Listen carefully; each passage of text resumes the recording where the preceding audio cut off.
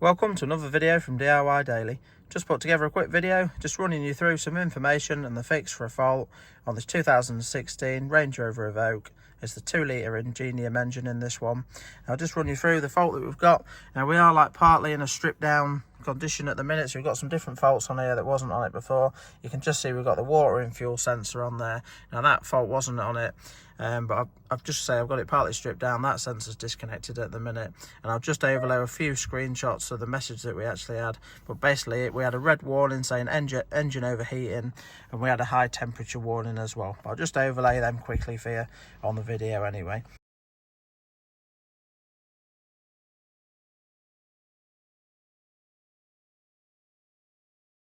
Now we did a full code scan originally. You can see we're using the top-down scanner here. We have now got a couple of fault codes in the engine control module, but again that's only because we've got it partly stripped down at the minute. Originally there was no fault codes in the engine control module. But if we look into that, you can just see we've got the water and fuel there and the cylinder head temperature sensor. That's basically because that's been disconnected, and that is actually still disconnected at the minute, but I haven't cleared the fault codes. But basically what we've done to find the fault and what we've proved it to be, if we just go into the engine control module, we're just going to look at the data of some of the sensors. Just before we get into the video as well, if you haven't already subscribed to the channel, just click on the red subscribe button below to make sure you don't miss out on any future content. We've got quite a few other videos. There's some videos on some different Range Rover work that you might want to check out, and quite a few others as well. But just going to narrow it down. There's quite a few things that we can look at the information on. But if you just go into temperature, you can just see already we've already got these two semi-selected. There's quite a few different coolant temp sensors on it. There's some in some of the water housings, but we've basically got two sensors in directly into the engine itself, one into the cylinder head and one into the block. But if we just go on these two, now you can just see on there the cylinder head temperature. You can see at the minute this one's stone cold. We've just struck it up. It's been stood still for about two or 3 hours now. You see it's reading 210 degrees, so it's miles out. It's relating to this sensor there. Now this is an aftermarket one that I found. I would have preferred to fit a genuine Land Rover one, but the Land Rover ones are on back order at the minute. But I'll put a link in the description below to a couple of choices on sensor and where you can get them from.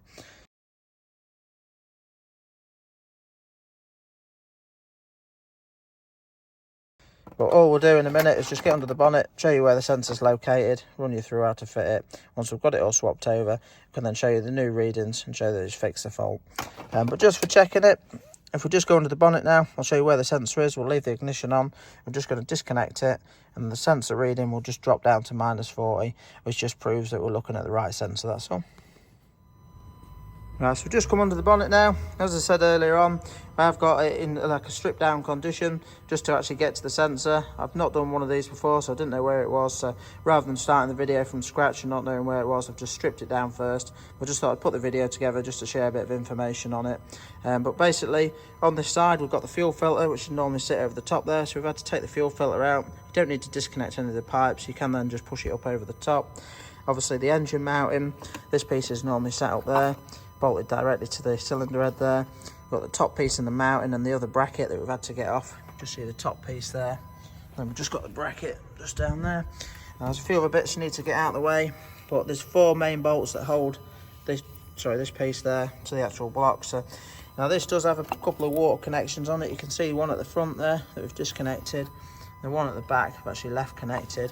But once you've undone them, this is solely used just for the water passing through it. So I was a bit unsure before I took it off. I didn't know if it was going to have a connection to the block where water was actually fed in, so you don't need to worry about that. You can just unbolt it with the 4 bolts and pull it out of the way.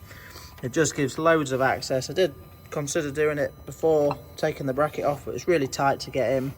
But you can see with it off, the actual sensors just located at the back there. Just need a 15mm spanner to take it out and swap it over. But the sensor has just got a little wire on it, which just comes to that plug there. And you can just see at the minute, 210 degrees there. And if we just disconnect the sensor,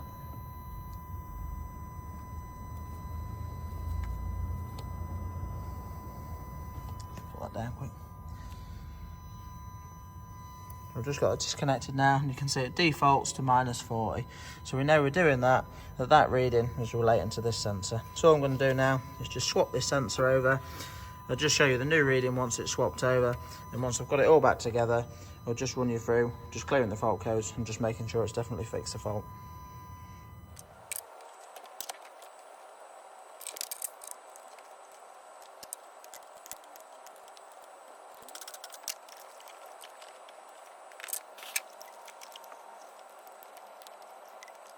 Right, so we've now got the new sensor fitted, just connect it back up, and you can see we're now reading 16 degrees on there, so it's just a faulty temperature sensor in the cylinder head there. What I'll do, it's not like one of my normal videos where I might run through everything as a step-by-step guide. It's the first time I've done one of these. Now that I've done it, the next time I do one, I might do a full guide on stripping it all down. But basically I'm just going to skip through, just getting this back together quick, and I'll just run you through once we've cleared the fault codes, just showing that it's definitely fixed the fault and got no more warnings on the dash.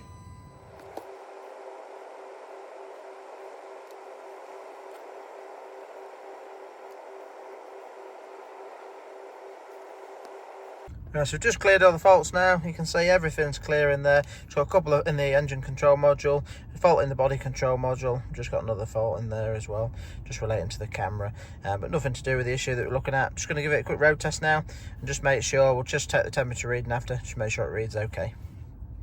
Right, so just ran it around the block. Running absolutely spot on now, no warning lights on or anything like that. As I said before, as soon as we struck it up, we had the red warning light on, and sometimes it was the yellow as well. But we've just done a full code scan just after we got back. It's all clear in there. We're going to the engine control module. We'll just go in the data now as well.